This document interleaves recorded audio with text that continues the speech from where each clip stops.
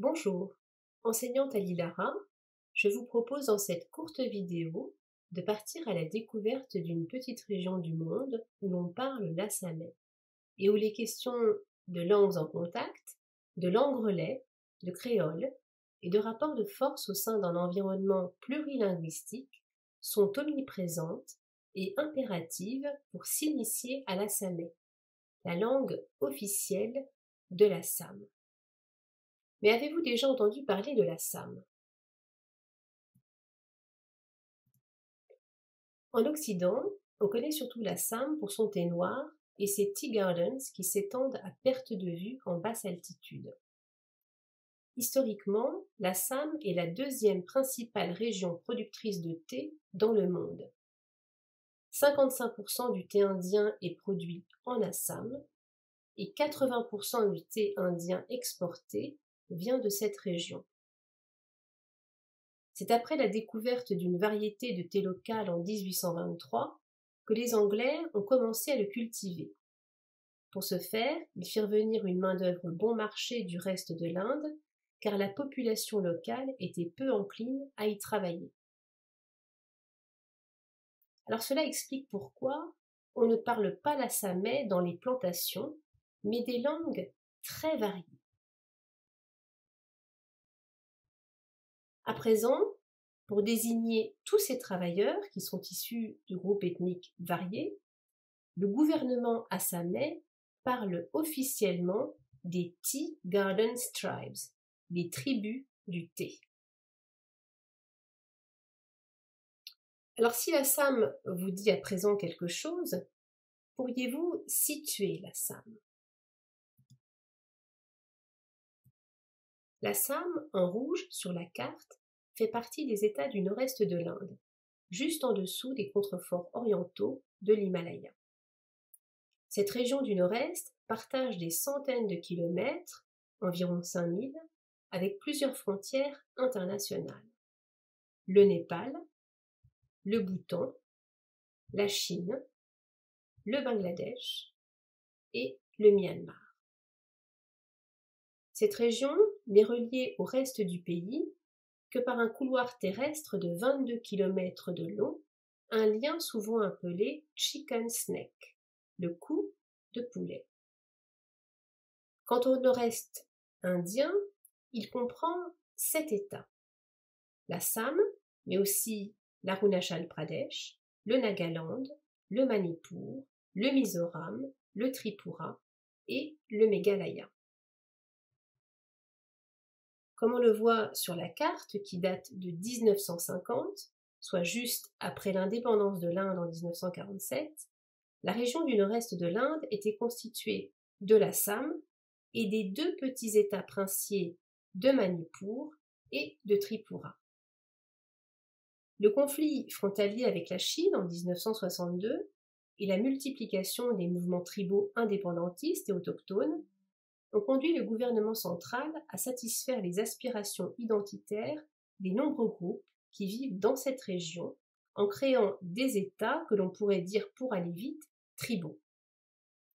Le Nagaland, qui est créé en 1963, est précisément la terre des Nagas, un groupe ethnique divisé en plusieurs sous-groupes qui parlent des langues très différentes.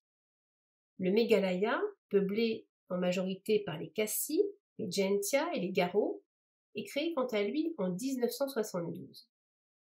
L'Arunachal Pradesh en 1975 et le Mizoram en 1987, avec chaque fois en leur sein des groupes de population en majorité tribale. On pourrait parler des nouvelles revendications en cours, mais alors on aborde un terrain complexe. Retenons tout de même que depuis 2003, sans que la carte de l'Assam ne soit de nouveau divisée, les boros ont tout de même obtenu la formation du Conseil territorial du Boroland, la terre des boros. Ce territoire se trouve dans le nord-ouest de l'Assam. Alors que faut-il retenir de tout ça et en quoi cela nous intéresse par rapport à la langue assamaise? En dépit de toutes ces divisions, l'Assam occupe une place stratégique. Premièrement, il est l'État le plus important en termes de superficie, et de démographie. C'est aussi par ici que chacun doit passer avant de se rendre plus loin dans le nord-est. Deuxièmement, l'assamais s'est progressivement imposé comme langue relais dans toute cette région, puisque tous les groupes de population qui coexistent parlent des langues différentes. Ce rôle de relais était vrai surtout avant la division de ce territoire en plusieurs États, car depuis, certains ont adopté l'anglais ou l'hindi comme langue officielle. Alors l'assamais, parlons-en. L'assamais appartient à la grande famille des langues indo-européennes, en particulier à la branche des langues indo-iraniennes, plus précisément aux langues indo-aryennes que l'on trouve dans le nord de l'Inde, et à son groupe oriental, en jaune, sur cette carte. L'assamais viendrait donc d'une base commune au bengali, à l'oriya et au bihari. Plusieurs hypothèses sont débattues à ce sujet, mais ce qui est certain, c'est que l'assamais est une langue indépendante des autres, aux traits tout aussi singuliers. La plupart de son vocabulaire dérive du sanskrit. L'assamais, ou assamaise en anglais, est construit à partir du mot anglais Assam. Mais les Assamais appellent leur région Ohom et leur langue Oromia. En fait, la majorité des consonnes sibilantes, sifflantes ou choinçantes ont perdu leur son distinctif en assamais. Les linguistes locaux ont d'ailleurs pris l'habitude de translittérer les trois sifflantes du sanskrit par un X, même si cette lettre n'apparaît pas dans le système de translittération classique. Le choix du X a été fait en référence à la phonétique lorsque le son est proche du raclement du fond de gorge de la gutturale aspirée des Espagnols, généralement écrite avec un J, qui correspond à un H fortement aspiré. Écoutons ces deux mots assamais en les comparant à deux mots espagnols, de façon à nous familiariser avec ce son qui pourrait a priori nous paraître étrange, du moins difficile à dire. Ohom,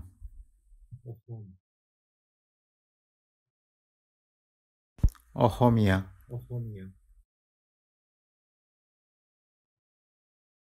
Ajo, ojo, En fait, cette idée de H aspiré n'est pas un hasard. En assamais, les S dans un mot sanskrit deviennent souvent un H. Mot qui veut dire moustique s'écrivait avec un S en sanskrit. Idem pour bi qui veut dire poison. On trouve même des mots en assamais moderne qui s'écrivent dorénavant avec un H, mais qui s'écrivaient encore avec un S en assamais ancien. Alors cela veut-il dire que les consonnes sifflantes ont disparu? Pas tout à fait. Dans le cas des consonnes composées, le son S est maintenu. Mais avec un R devant une consonne, le son S disparaît à nouveau. Ainsi, le mot qui veut dire philosophie en sanskrit, darshana, se dit comme ceci. Dorhon, Finalement, dans bon nombre de cas, on se rend compte que pour garder le son des consonnes sifflantes, la langue assamaise a fini par changer les trois sifflantes du sanskrit par les deux anciennes consonnes palatales.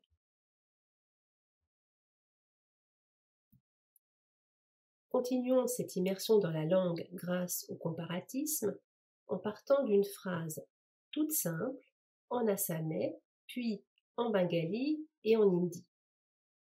L'idée est d'entendre la proximité entre ces langues, toutes indo-aryennes, et leurs différences, du moins à travers un exemple court et simple. Pour simplifier, je transcris ces phrases sans signe diacritique pour focaliser notre attention sur le son. Moi bangla najano. Cela veut dire en assamais, je ne connais pas le bengali. En bengali, on dira Ami bangla janina.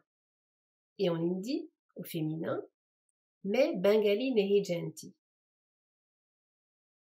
Alors on retrouve le verbe connaître, jana, mais le reste change. Premièrement, on le voit en rouge, les pronoms personnels à la première personne sont différents. Deuxièmement, la forme négative est construite différemment. En bengali, la négation est après le verbe. En hindi, elle est avant, mais ce n'est pas un préfixe, comme en assamais. En fait, en assamais, du moins au présent de l'indicatif,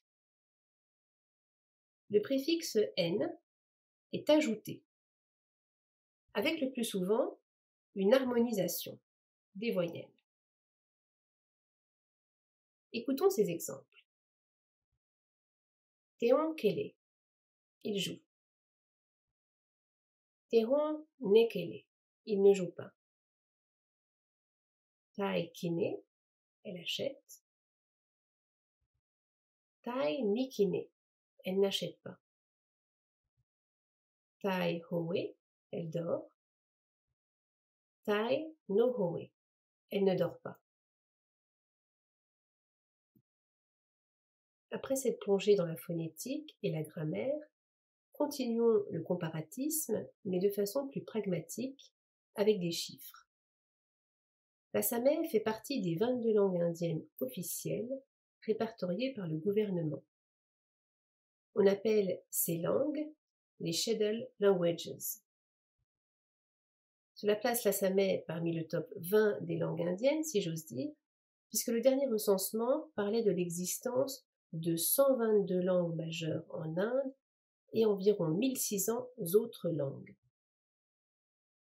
Or, parmi tous les locuteurs de ces 22 langues officielles, 1,3% parleraient l'assamais contre 42% en hindi et 8% en bengali.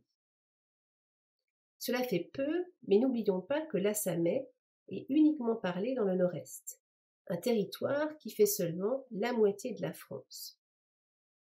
Ceci étant, cela représente tout de même environ 20 millions de locuteurs. L'assamais est en outre la langue majoritairement parlée en Assam. En fait, jusqu'au moment où l'Assam a été divisé en plusieurs États, la langue assamaise était la première langue enseignée à l'école élémentaire. Passons à la littérature. Les premiers textes assamais remontent au XIIIe siècle. L'adaptation du Ramayana en langue assamaise date du XIVe siècle. La langue assamaise possède sa propre écriture, identique à 2 lettres près à celle du bengali. Son évolution, en plusieurs phases, provient de l'écriture brahmi, puis Gupta. Son plus ancien vestige, en Assam, date du Ve siècle. Entre le XIIIe et le XIXe siècle, l'écriture assamaise se personnalise en utilisant 4 styles différents, couchés sur des manuscrits en écorce d'agaloche. Ce détail est important car l'usage du bois comme matière à écrire est assez rare. La plupart des manuscrits indiens utilisaient les feuilles de palmier. À côté des remaniements et des recréations des grands textes de la littérature sanskrite en assamais, on pourrait aussi citer l'importance de la tradition historiographique. En Assam, la souveraineté des rois se racontait en effet dans des chroniques que l'on appelle Burangi. D'abord écrites en taille Ahom, la langue des Ahom, qui ont régné en Assam entre le XIIIe et le XVIIIe siècle après leur arrivée de Birmanie, ces chroniques ont rapidement été rédigées en assamais. C'est sans conteste un des monuments de la littérature assamaise. Quant à la période plus récente, et à l'exception de la poésie et des nouvelles qui sont ici très populaires, toute personne qui s'intéresse aux pratiques langagières ethnographiquement situées a l'embarras du choix. Les arts vivants sont multiples. À gauche, durant des chants de Bihu, qui correspondent à la célébration chantée et dansée des saisons agricoles locales. À droite, une répétition de la tradition théâtrale associée au culte de Vishnu et à l'utilisation de masques pour les performances. En présentant en quelques mots la littérature assamaise et ses différents genres, on devine toute sa richesse. Et malgré cela, on doit admettre que c'est une langue quasiment peu traduite ou non traduite dans le monde et très peu étudiée en situation. Banikanta Kakati, qui publie la première grande étude sur la grammaire comparée et l'évolution de l'assamais en 1941, un livre qui est encore l'ouvrage de référence, reconnaissait d'ailleurs à cette époque que la langue assamaise était peu connue. Mais peu connue pour qui? Eh bien pour tous ceux qui ne connaissaient ni l'Assam, ni ses traditions écrites et orales. Or ce constat est encore vrai aujourd'hui. Pour le comprendre, on peut énumérer 3 raisons. Tout d'abord, l'Assam, tout comme l'ensemble du nord-est indien, est resté fermé aux étrangers pendant longtemps, au moins jusqu'en 1995. Cela n'a donc pas facilité les recherches sur le terrain. Cette limitation remonte en fait à la colonisation britannique. En 1873, les Anglais ont régulé le séjour de leurs concitoyens pour préserver le monopole des agents commerciaux mandatés par la couronne sur l'exploitation du thé, de l'ivoire et du pétrole.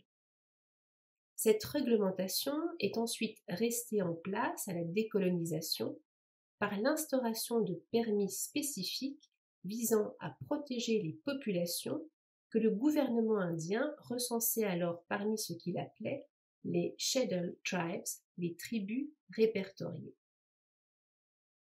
Les citoyens indiens qui n'habitaient pas le Nord-Est ou l'un des États du Nord-Est dans lequel ils se rendaient devaient demander un Inner Line Permit. Et les étrangers, un Restricted or Protected Area Permit. Certains de ces permis sont encore nécessaires dans certaines parties du Nord-Est indien, mais plus en Assam. La deuxième raison est probablement due à l'attrait, certes justifié, des linguistes envers les langues qui étaient justement parlées par toutes ces tribus recensées et dont les caractéristiques étaient pour certaines inconnues.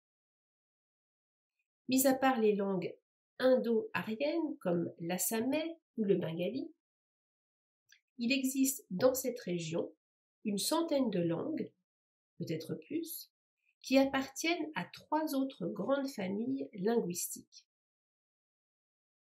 Des langues sino-tibétaines, en particulier des langues tibéto-birmanes en grand nombre. Comme toutes les langues des différentes communautés Naga, Rabha et Garo, pour ne citer qu'elles. Le nombre et la diversité des langues appartenant à ce groupe n'est évidemment pas étonnant vu la situation du nord-est de l'Inde, enclavée entre Tibet et Birmanie. Il y a également des langues austro-asiatiques, divisées en langues monkmères, comme les langues Khasi du Meghalaya, et en langues Munda, comme le santali parlé par les travailleurs des Tea Gardens. Et enfin, des langues de la famille Thai-Kadai. On dénombre encore en Assam quelques petits groupes de langues thaï, mais c'est surtout le Thai Ahom qui eut son heure de gloire dans le milieu religieux au moment où les Ahom régnaient sur toute la région. En définitive, cette situation plurilinguistique, assez exceptionnelle, a donc quelque peu effacé l'intérêt pour l'étude de l'assamais, qui appartient donc à une famille linguistique mieux connue par ailleurs. La galerie de portraits que vous pouvez voir permet seulement de mettre quelques visages sur toute la diversité des communautés et des langues qui sont parlées dans le Nord-Est et qui sont donc en contact avec la langue assamaise depuis des siècles. Cette curiosité et cet intérêt pour toutes ces langues et ces différents groupes de population a commencé avec la grande enquête effectuée par un certain Buchanan Hamilton vers 1800, au moment où l'Assam était encore un royaume fermé aux Anglais.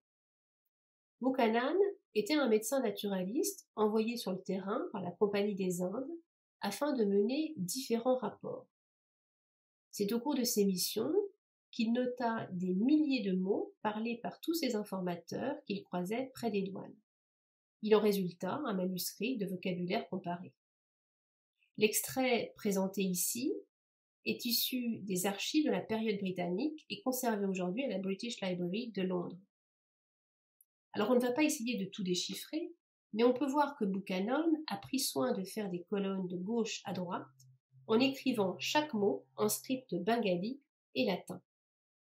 Toutefois, on est heureux depuis qu'il a été édité en Assam en 2014. Voici notamment la copie éditée de la slide précédente. Comme on peut voir, les entrées anglaises choisies à gauche par Buchanan sont très orientées puisqu'il part des catégories de pensée de sa langue et non de celles qu'il souhaitait étudier. Mais nous sommes au tout début du XIXe siècle et on peut donc l'excuser de ne pas se plier aux exigences de l'ethnoscience.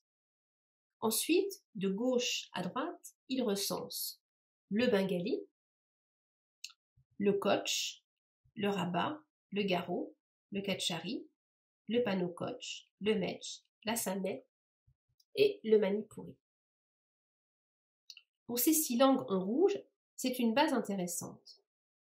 Les noms des langues données par les Anglais ont évolué. Par exemple, le kachari est probablement la langue boro. On voit aussi que la tradition de nommer une langue en fonction de chaque tribu n'est pas toujours vraie. Des personnes parlent en effet des langues auxquelles elles peuvent ou non appartenir en tant que tribu. Par exemple, les Mèches parlent en fait le boro et non le Mèche. Quant au Pani-Koch, elle est une langue qui est parlée par les parties des Koch qui n'ont pas abandonné leur langue maternelle et c'est peut-être du coup leur langue originelle dont j'ai rencontré quelques rares locuteurs à la frontière du Bangladesh en 2007. Il faut donc se méfier de la colonne Koch, et d'ailleurs on le voit, entre la colonne des mots bengali et Koch, il y a beaucoup de similitudes. On sait aujourd'hui qu'une partie des Koch parle en effet le Rajbangshi ou le Rangpuri, une langue indo-aryenne qui emprunte tantôt du vocabulaire à l'assamais, tantôt au bengali. C'est du moins ce qui apparaît clairement à travers le travail de Buchanan. Passons à la troisième raison justifiant l'isolement de la langue assamaise. L'assamais a été victime de la notoriété du bengali qui a 7 fois plus de locuteurs et surtout qui est beaucoup plus connu et traduit dans le monde entier. Mais tout cela a une histoire. Lors de l'annexion de l'Assam en 1826, de nombreux administrateurs bengalis ont accompagné les Anglais en Assam. Entre 1836 et 1873, le bengali devient la langue officielle en Assam, dans les tribunaux, mais aussi les écoles. Cette imposture linguistique cessa en partie grâce aux combats menés par un groupe de missionnaires baptistes américains qui s'installèrent dans le Haut-Assam. À cette époque, 2 camps s'opposaient. Les Anglais, favorables aux bengalis, et les missionnaires américains, qui ont pris la défense de l'assamais tout en faisant du prosélytisme religieux. Les 2 premiers livres de grammaire assamaise reflètent aussi cette période si on les compare. William Robinson rédige la première grammaire en 1839. Il s'agit en fait d'un manuel pratique, surtout autour de la prononciation, notamment pour faire du commerce. Il était clairement en faveur du bengali qu'il connaissait mieux. Nathan Brown, le baptiste américain donc, rédige une grammaire en 1848. Elle est au fond considérée, pour beaucoup, comme la première véritable grammaire. La même année, il traduit également la Bible en assamais. Mais c'est surtout la publication de la première revue mensuelle assamaise, Arunodoy, la levée du jour, en 1846, qui marquera son temps. Comme tout le reste des publications de l'époque, dans le Haut-Assam, elle est publiée à Shibsagar. Si j'insiste sur cette période, c'est parce qu'il en a résulté une sorte de standardisation de l'assamais. À cette époque, on a en effet estimé que l'assamais le plus noble était celui qui était parlé dans le Haut-Assam, vers Shibsagar, là où le début de l'imprimerie a commencé, en particulier avec Anuruddha. Donc là où les missionnaires baptistes organisaient leur prosélytisme, mais où les intellectuels assamais ont commencé à publier leurs nouvelles et leurs essais. À présent, certains intellectuels, locuteurs du Bas-Assam, cherchent à montrer que les textes assamais plus anciens utilisaient une autre variété de l'assamais. La variété haute, qui a donc été choisie pour représenter l'assamais standard, ne serait donc pas légitime à leurs yeux.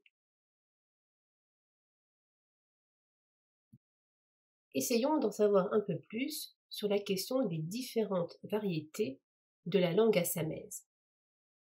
Dans son immense Linguistic Survey of India, publié en 1903, Grierson consacre plusieurs volumes sur les langues parlées dans le nord-est indien, des langues mongmères aux langues tibéto-birmanes.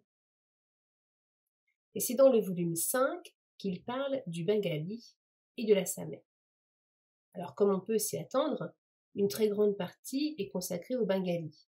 Mais son étude sur l'assamais est éclairante au sujet des variétés de la langue.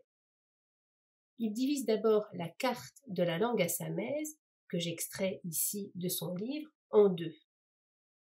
D'un côté, l'assamais standard, et de l'autre, l'assamais de l'Ouest, parlé dans le Bas-Assam.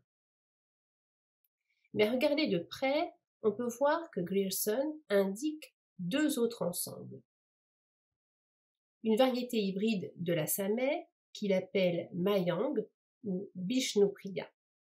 D'après lui, il s'agirait d'un pidgin inspiré aussi du bengali avec une influence de certaines langues tibéto-birmanes.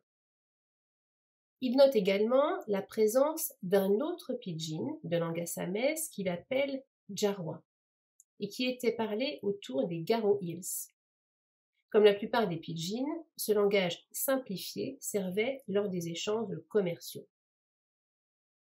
Alors aujourd'hui, le pidgin Jarwa n'existe plus. Quant au Bishnupriya, on en sait un peu plus. Il s'agit en fait d'une variété du bengali qui se diviserait en deux groupes. Le Rajarganj et le Madhurganj. L'influence de l'assamais, mais aussi du meitei, parlé au Manipur, est surtout entendue parler, on l'entend surtout, dans cette deuxième variété. D'autre part, on connaît beaucoup mieux la variété que Grierson appelait l'assamais de l'Ouest et que Banikanta Kakati appelait l'assamais occidental. On sait aujourd'hui que les variétés de l'assamais parlées dans le Bas-Assam se divisent au moins en deux groupes, le Kamrupi et le Goalporia. Le Kamrupi est lui-même divisé en plusieurs sous-variétés, le Barbetia, le Nalbaria et le Palasbaria. Ces noms sont en réalité en référence aux localités où elles sont parlées. Je rassure tous ceux qui m'écoutent et qui voudraient apprendre l'assamais. Toutes ces variétés du Bas-Assam sont parfaitement intelligibles entre elles, même si parfois certains mots de vocabulaire diffèrent. Là aussi, il y a un ouvrage de référence, celui de Goswami en 1970. Mais c'est surtout les publications récentes de thèses de doctorat, soutenues par des locuteurs du Bas-Assam, qui nous aident à mieux s'y retrouver. En fait, si la langue assamaise s'est longtemps battue pour montrer sa singularité par rapport au bengali, on s'aperçoit que le vent a définitivement tourné. En gagnant son indépendance, la langue assamaise se dévoile à présent dans toutes ses variétés, comme dans le dernier film assamais de Rimadas, Village Rockstars. Ce film nous raconte les rêves d'une fillette un peu garçon manqué qui souhaite acquérir une guitare pour monter un groupe de rock dans son village natal. Un village où justement on parle le Kamrupi. Alors pour changer un peu des slides et plonger au cœur des paysages assamais, écoutons la bande-annonce et on tendra ensuite une petite analyse.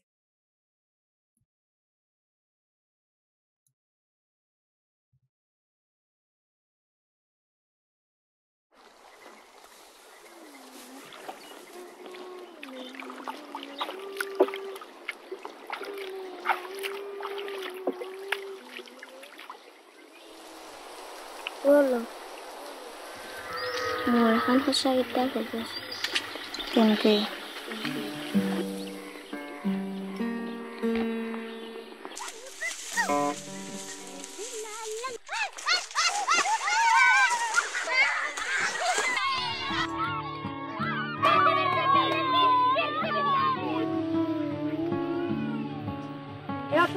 এই ফেলা গাছত কিয় উঠিছিলে তই হা আটা চলিকাটা হেঁচি বেছি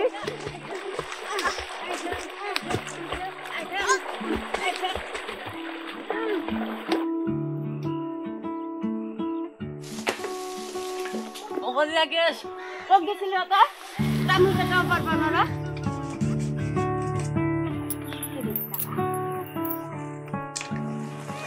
আমি যে উঠিলো এডাল গাছৰ আধা গেছি দেখছা কাটিব লাগিব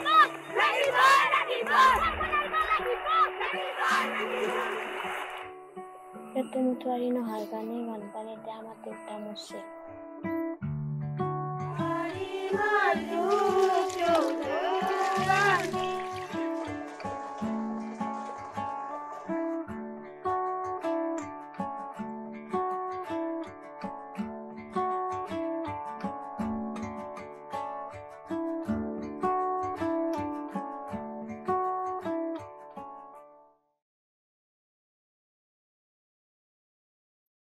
Alors, arrêtons-nous sur un passage que je divise ici en deux vers.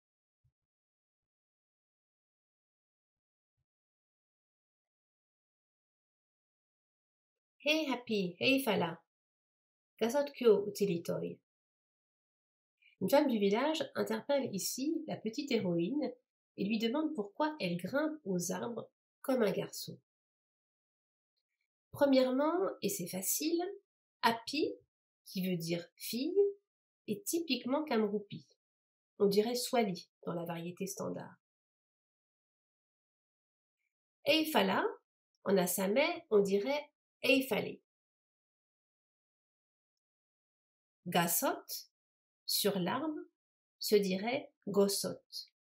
Un arbre se dit gosse en général. En fait, l'accentuation des mots en kamrupi est le plus souvent initiale, contrairement à l'accentuation pénultienne en assamais standard, qui insiste davantage sur l'avant-dernière syllabe. Ajoutons un autre indice, plus subtil à l'oreille. Utsilitoy. En principe, on prononce toujours la deuxième voyelle. Utsili vient du verbe huta, monter. Et on dirait donc utisili. Or le kamrupi prononce rarement les voyelles du milieu. Nous arrivons à la fin de cette présentation d'ouverture et il est temps de conclure provisoirement. On l'a vu, si l'assamais est une langue rare, c'est loin d'être une langue morte. On peut d'ailleurs aujourd'hui s'envoyer des textos en écriture et langue assamaise sur les applications de messagerie de nos téléphones portables. Alors pour finir, que retenir en prévision de nos cours? Tout d'abord, l'étude de la langue assamaise sera toujours dépendante du contexte plurilingue que nous venons de décrire. Et ce contexte, il est d'ailleurs à l'origine même de l'histoire de la lexicographie assamaise. On cite souvent le dictionnaire bilingue assamais-anglais de Bronson comme la référence, la première référence. Mais c'est oublier que le premier lexique a été conçu, et c'est révélateur, à partir des mots de la langue thaï Ahom à la langue assamaise en 1795, et 2 ans plus tard, de l'assamais à la langue thaï Ahom. Parmi toutes les langues du Nord-Est, précisons que seule la langue thaï Ahom, mis à part l'assamais, possédait une écriture. Alors on a de la chance car ces 2 manuscrits anciens ont été publiés en 1964. Autre surprise, il existe un manuscrit que Buchanan Hamilton avait collecté et qui est aussi un travail lexical de l'assamais standard, on suppose, à une de ses variétés, le kamrupi. Le manuscrit date de 1810. Il n'y a pas encore d'édition, mais c'est un projet en cours en Assam. Deuxièmement, et c'est mon tout dernier point, l'influence des langues non-aryennes, en particulier des langues tibéto-birmanes sur la langue assamaise, a souvent été étudiée par les linguistes. Mais il faudrait s'intéresser davantage à toutes les constructions hybrides observables aujourd'hui. Car l'assamais, s'il a des variétés, comme on l'a vu, a généré également d'autres phénomènes, manifestes notamment à travers le bilinguisme progressif de certaines communautés. C'est le cas des Rabas et des Missing, deux groupes qui parlent des langues tibéto-birmanes, mais au sein desquels on parle aussi ce que l'on pourrait appeler le Rabat assamais ou le Rabamèze et le Missing assamais. On pourrait aussi s'intéresser à la singularité de la prononciation du sadri, une langue relais entre tous les travailleurs du thé dans les plantations et qui serait aujourd'hui bien différente du sadri parlé à l'est de l'Inde.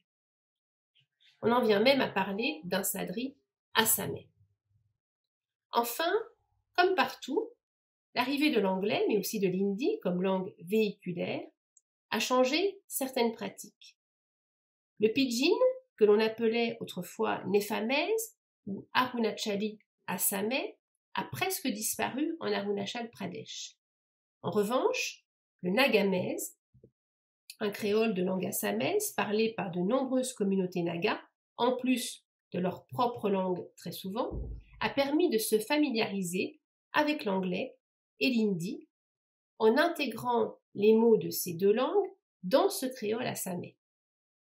Pour s'en convaincre, je propose à tous ceux qui le souhaitent de terminer cette petite vidéo en écoutant un clip où l'humour est au rendez-vous et où nous entendrons en plus de l'assamais, ou plutôt du nagamèze, de l'hindi entrelacé de phrases anglaises. Chacun pourra suivre car c'est sous-titré. Je remercie enfin Carmen et Samiran pour leur voix dans cette vidéo et vous souhaite la bienvenue dans les cours à suivre à l'Ilara.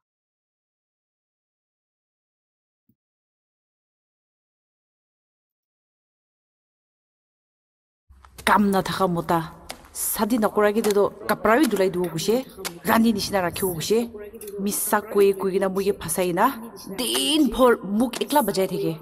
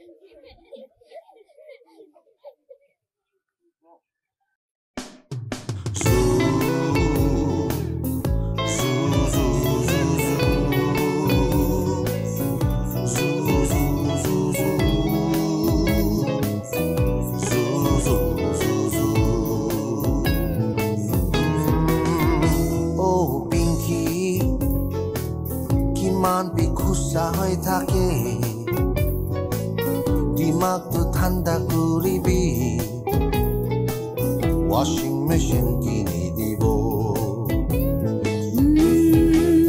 Look bahadur Misa de misa kwa manu Washing machine to charibi Shilong tiki dia lui jabo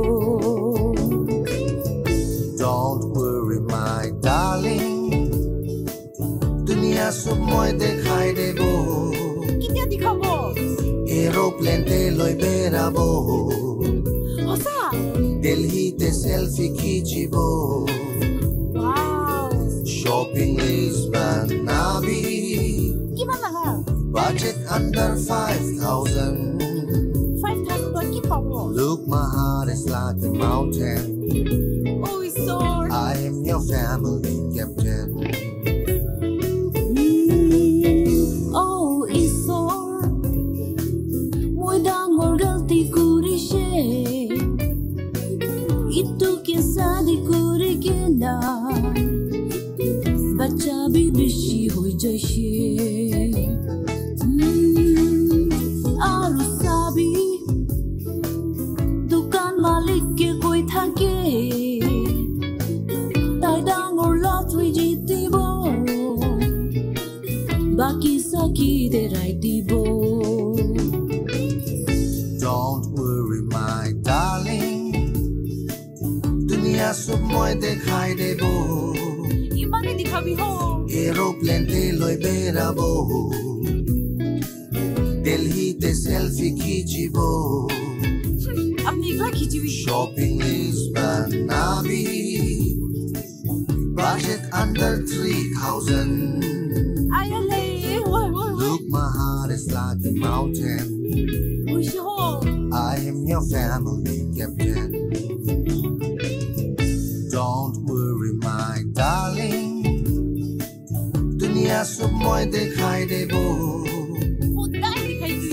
Aeroplane te loi berabo. Hela debi na bilamo. Delhi te selfie khichibo. Shopping Lisbon, Nabi. Nabo. Budget under 2,000. Look, my heart is like a mountain. Jaigina bhara marebi. I am your family captain. Aya.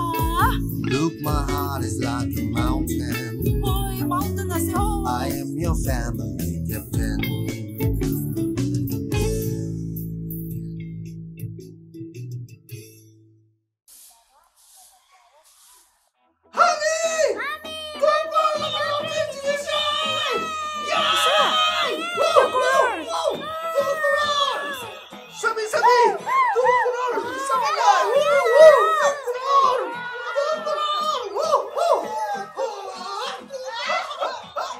Boy, moi muk bahadur ase.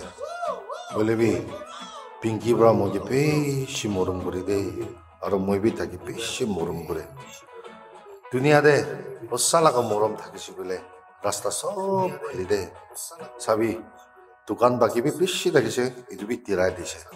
Aro khor bi banai dise de. Dangor ekta bacha bi beshi ase to na. Aro kibi aro kiba ekta paurise ko bole. Washing machine भी किन्हीं दिशे दे